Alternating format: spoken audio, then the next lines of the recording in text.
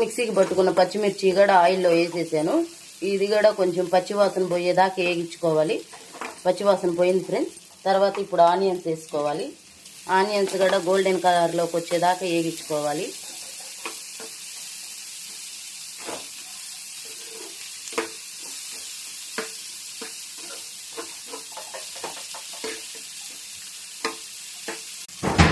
First వేసిన పసుపు నాకు సరిపోదేమో అనిపిస్తుంది ఫ్రెండ్స్, అందుకని ఇంకొంచెం చిటికెడు వేస్తున్నాను.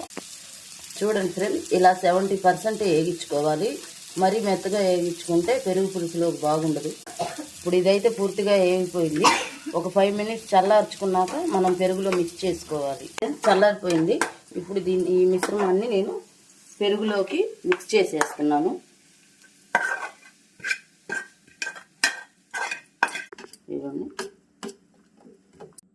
తగినంత సాల్ట్ అయితే కలుపుకోవాలి. ఈ హాట్